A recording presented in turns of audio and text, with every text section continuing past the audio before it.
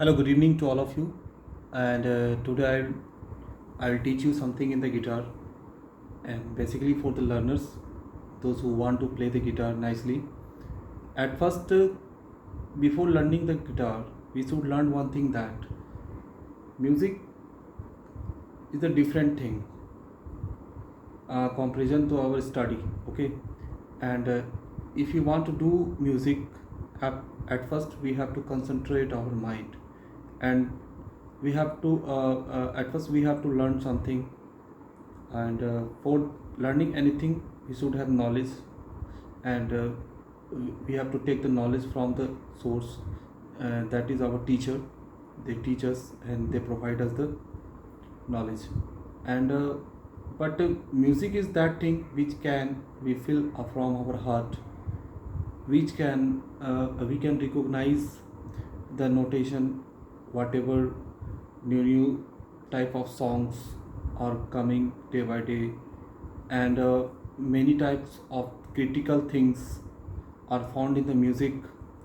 So these all things can we feel only, and many I don't want to say that all the persons learn their knowledge and take their knowledge from their teachers, but many of them, they try to learn by themselves. बहुत सारे लोग ऐसे भी होते हैं जो कि music को खुद से भी सीख सकते हैं। जैसे मैंने पहले भी कहा कि म्यूज़िक एक फ़ील होता है, इसको हम लोग महसूस करते हैं कि किसी भी गाने में या किसी भी राग में कौन सा स्वर का उपयोग किया गया है, जिसके आधार पर हम जब कोई स्वर लगता है तो उसके आधार पर हम कहते हैं कि ये इस राग में है, ये यमन में है, या ये भैरव में है। स्वर के हिसाब से हम लोग निर्धारित करते हैं कि वो कौन सा राग में है। तो उसी प्रकार हम, जैसे आज आप लोग को मैं सबसे पहले गिटार में कुछ बेसिक बताना चाहूँगा कि सबसे पहले आप लोग गिटार को ट्यून कैसे करोगे। तो ट्यून करने से पहले हम लोगों को सबसे पहले स्ट्रिंग्स की नॉलेज होनी चाहिए।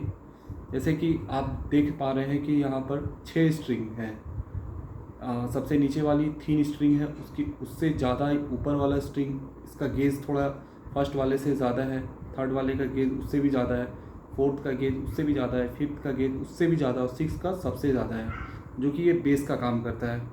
तो आप स्ट्रिंग्स को जैसे आप कह सकते हैं कि फर्स्ट स्ट्रिंग जो होता है वो ई होता है, सेकेंड स्ट्रिंग बी होता है, थर्ड स्ट्रिंग जी होता है, फोर्थ स्ट्रिंग डी होता है, फिफ्थ स्ट्रिंग ए होता है, और सिक्स्थ स्ट्रिंग जो होता है वो वापस ई होता है। ये जो स्ट्रिंग होता है ये बेस स्ट्रिंग होता है, और ये हाई स्ट्रिंग होता है। चूँकि ये हाई नोट है और ये हाई स्ट्रिंग कहा जाता है, और इसको बेस स्ट्रिंग कहा जाता है। ठीक है। और चूँकि किसी भी चीज़ में बास और ट्रेबल दो चीज़ को मिलाने से ही कोई भी चीज़ खूबसूरत बनता है। इसीलिए ऊपर का स्ट्रिंग वो बास का काम करता है, और नीचे का स्ट्रिंग वो ट्रेबल का काम करता है। तो इसीलिए बास और ट्रेबल तो दोनों मिलके किसी भी चीज़ को मेलोडी करता है। इसीलिए ये this 3 strings are the treble string, and this upper 3 strings are bass string. Basically 2 strings are called bass string, sixth and fifth string. तो सबसे पहले मैंने क्या बोला, स्ट्रिंग नंबर 1 नीचे से हम लोग उसे काउंट करते हैं। String number 1, string number 2, string number 3, string number 4 and string number 5, string number 6। तो फर्स्ट स्ट्रिंग ई बोला मैंने, आप लोग नोट डाउन भी कर सकते हैं। First string E, second string B, third string G, fourth string D, fifth string A, and six string वापस ई। तो हम लोग अब देखिए ट्यून कैसे करते हैं विदाउट ट्यूनर, क्योंकि ट्यूनर में भी बहुत सारे ट्यूनर होते हैं। जैसे मैनुअल ट्यूनिंग, जैसे अभी मैं करूँगा मैनुअल ट्यूनिंग होता है, और उसके बाद आपका जाके इलेक्ट्रॉनिक ट्यूनिंग होता है, जिसको हम लोग आप किसी भी डिवाइस से, जैसे अपने जैसे सिंथेसाइजर गैजेट से हम लोग गैजेट में जैसे उसमें जैक लगा के हम लोग उसको ट्यून करते हैं। क्योंकि उसमें एक कॉपलर होता है जिसको हम लोग पुश करने से वहाँ पर उसके स्क्रीन पे सब कुछ दिखने लगता है कि आपका स्ट्रिंग किस नोट में है, या तो वो प्रॉपर ट्यूनिंग में है, या तो ट्यूनिंग से आउट हो चुका है, या तो आपको ट्यूनिंग करना है। तो हम लोग यहाँ से ये जो ट्यूनिंग कीज़ है इसको हम लोग घुमाते हैं। तो इसको घुमाने के से क्या होता है कि प्रॉपर वो हम उसके हिसाब से, नोट के हिसाब से हम लोग एडजस्ट करते हैं। तो उससे भी पहले मैं सबसे पहले आपको गिटार से इंट्रोड्यूस करना चाहता हूँ कि देखिए हम लोग, आप देख पा रहे हैं कि गिटार में, थोड़ा मैं क्लोज करता हूँ इसको, 1 मिनट वेट, ताकि आपको अच्छे से समझ में आए कि मैं जो कहना चाह रहा हूँ। सबसे पहले आप देखिए यहाँ पर ये कीज़ है जिसके थ्रू हम लोग क्या करते हैं कि गिटार को हम लोग ट्यून करते हैं। यहाँ से ये ट्यूनिंग कीज़ कहलाता है। जितना भी आप देख रहे हैं 1 2 3 4 5 6, ये ट्यूनिंग कीज़ कहलाता है। और ये जो आप देख रहे हैं ये ट्यूनिंग मशीन कहलाता है, क्योंकि इसके ऊपर आपका स्ट्रिंग जो होता है वो टाइट होता है, और उसके ऊपर यहाँ पर इसका अंदर में ट्रस रॉड होता है, जिसके थ्रू आप गिटार के स्ट्रिंग्स और फ्रेट के हाइट को एडजस्ट करते हैं। और ये आपका जो है ये इसका ऊपर अपर ब्रिज है, लोअर ब्रिज इसका यहाँ पे होता है, ये देख रहे हैं, जहाँ से स्ट्रिंग अंदर से कनेक्टेड होती है। ये आपका फ्रेट बोर्ड है जहाँ से where we play the notes. और ये आपका नेक होता है गिटार का, ये जो पार्ट है ये इस पार्ट को हम लोग नेक बोलते हैं। ये पार्ट जो होता है गिटार, ये साउंड बोर्ड है। और ये अंदर वाला पार्ट ये साउंड हॉल है, जहाँ से साउंड क्रिएट होता है। कुछ भी हम बजाते हैं तो वो साउंड रिफ्लेक्ट करके बाहर आता है। और बाकी सब चीज़ें, जैसे ये गिटार के पास देख रहे हैं ये ब्लैक वाला चीज़, ये यहाँ पर ये आपका फिंगर सस्पेंशन होता है, जहाँ से कि आप फिंगर को रख कर कुछ भी बजाते हैं या अपना कुछ करते हैं। ये पिन होता है, इसको पिन बोलते हैं हम लोग। यहाँ पर इसका लोअर ब्रिज होता है। और ये आपका साउंड बोर्ड है, ठीक है। और ये इसको रिब बोलते हैं। और यहाँ से आप गिटार में बेल्ट लगाते हैं। ये सब छोटी छोटी चीज़ है जिसको जानना चाहिए। और एक चीज़, जैसे आज मैं कहा कि मैं आपको ट्यून करने सिखाऊंगा, तो ट्यून कैसे करते हैं गिटार को। सबसे पहले इसको आप देखिए, थोड़ा मैं क्लोज कर रहा हूँ कैमरा को, देखिए। जैसे फर्स्ट नोट गिटार का ओपन ई होता है। जैसे ये नोट ओपन ई है, तो अब ई है तो सेकेंड स्ट्रिंग को भी हम लोग ई से ट्यून करेंगे। पहले इसको हम ई से मिलाने के लिए, अगर आप ई से या किसी भी आप वाद्य यंत्र से मिला सकते हैं इसको, ई से आप करते हैं। जैसे अगर आप कीबोर्ड की बात करें तो कीबोर्ड में जो वाइट वाला थर्ड वाला जो की होता है कीबोर्ड का, तो वो आपका ई होता है। थर्ड वाला की शुरू से मैं बोल रहा हूँ, लेकिन वहाँ से वो क्या होता है कि काफ़ी लो पिच होता है, तो वहाँ से हम लोग नहीं मिलाते हैं। तो सेकेंड ऑक्टेव भी नहीं, थर्ड ऑक्टेव से हमको मिलाना चाहिए, थर्ड ऑक्टेव का ई से। ऑक्टेव क्या होता है कि ऑक्टेव एक प्रकार का आपका स्केल का पिच होता है। जैसे सी का फर्स्ट ऑक्टेव वो काफ़ी आपका नीचे का स्केल होगा, सेकंड ऑक्टेव थोड़ा उससे हाई होगा। स्केल सेम है बट क्या होता है कि पिच थोड़ा हाई होने लगता है। थर्ड ऑक्टेव में जब जाएंगे तो उससे थोड़ा ज़्यादा हाई पिच हो जाएगा, फोर्थ में उससे ज़्यादा, मतलब हम लोग जैसे आगे बढ़ेंगे पिच ज़्यादा होता जाएगा बट स्केल वही होगा। तो कीबोर्ड का जो थर्ड नंबर की होता है वो एक्चुअली मैं आपको दिखा देता हूँ, मेरे पास कीबोर्ड भी है। तो जैसे आप लोग शायद देख पा रहे होंगे, यहाँ से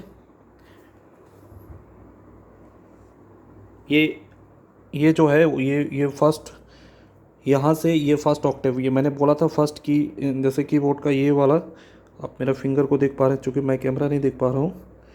तो ये सी है, ये डी है और ये ई है। तो ये फर्स्ट ऑक्टेव का ई है, बट मैंने बोला था थर्ड ऑक्टेव का। तो यहाँ से भी फिर सी स्टार्ट होता है, सी डी ई।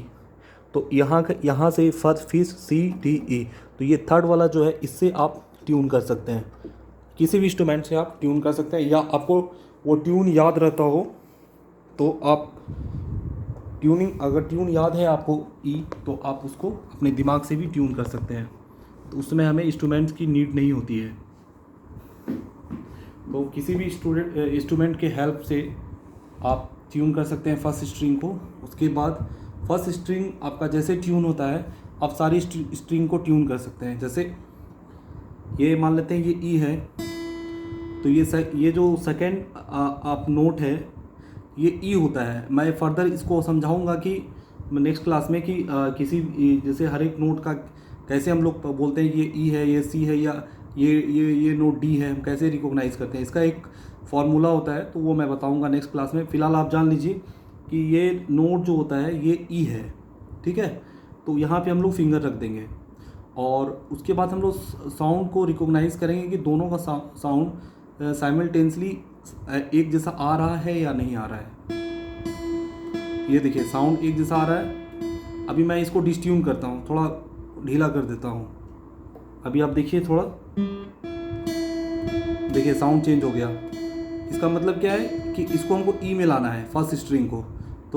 तो फिर मैं क्या करूँगा, धीरे धीरे ऐसे दोनों वायर पे एक साथ हिट करूँगा। जैसे ये दिखा रहा हूँ, जैसे ये दोनों वायर है, दोनों वायर को एक साथ हीट करेंगे और इसको चाबी को यहाँ घुमा रहा है मैं फास्ट। एक टाइम पे आएगा तो आपको फील होने लगेगा कि नहीं ये अब ट्यून हो गया। और पूरा अच्छे से देखने के लिए आप यहाँ पे फिर फिंगर रख दीजिए। फिंगर रख कर इसे आप,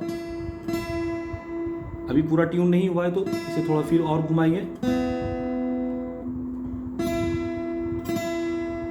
अब ये ट्यून हो गया। तो क्या होता है कि हम लोग पहले स्ट्रिंग से दूसरे स्ट्रिंग को मैच कराते हैं। दोनों स्ट्रिंग का साउंड सेम हो गया क्योंकि ये ई नोट है, इसलिए नीचे का ओपन स्ट्रिंग ई है। मतलब ये जो खुला तार है, आप ये तार ओपन में ई है, इसलिए जब इसको हम टच कर दिए यहाँ पर, ये सेकेंड स्ट्रिंग को मैं टच किया हुआ हूँ यहाँ पर, तो ये ई हो गया। ये प्लेस ई का है, इसलिए दोनों को जब मैं एक साथ टच कर रहा हूँ तो ये ई बन रहा है। उसके बाद मैं आता हूँ, अब मान लेते हैं थर्ड स्ट्रिंग को हम लोग कैसे मिलाएंगे। तो अब देखिए क्या हो रहा है यहाँ पर सेकेंड स्ट्रिंग अब ओपन हो गया है। तो सेकेंड स्ट्रिंग जब ओपन हो गया है तो वो ओपन में बी हो गया। अब मैंने जो फिंगर यहाँ रखा हुआ है ये नोट बी होता है। अब दोनों का आवाज़ मैच करना चाहिए।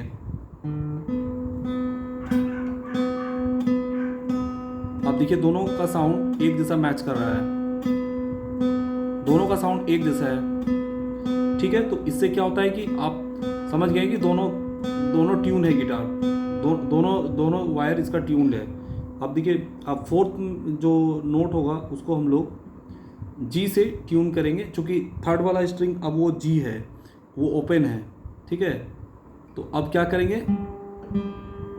अब दोनों को हम लोग मिलाकर देखेंगे कि दोनों मैच कर रहा है या नहीं कर रहा है। तो दोनों ही मैच कर रहा है, क्योंकि मैं यहाँ टच किया हुआ हूँ, ये जी नोट है और नीचे का जी स्ट्रिंग ओपन है, दोनों मैच कर रहा है। चलो ये ट्यून हो गया। अब इसको छोड़ता हूँ। अब यहाँ पे इसको मैं यहाँ पे फिंगर प्लेस किया हुआ हूँ, कौन सा, fifth number freight, fifth string. अब दोनों अब ये फिफ्थ क्या है आपका, फिफ्थ आपका अभी ये बन गया है।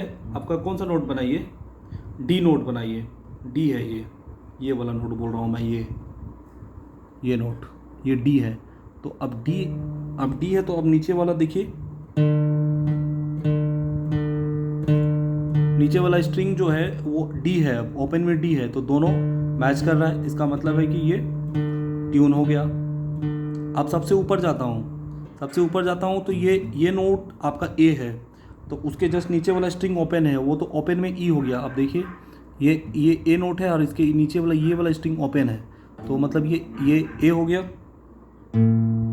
देखिए दोनों मैच कर रहा है। इसका मतलब ये है कि आप नीचे से आप एक तार ट्यून किए, नोटेशन को लेते हुए आप ऊपर चले गए, और इस तरह से आपका पूरा जितना सारा स्ट्रिंग है सारा ट्यून हो गया।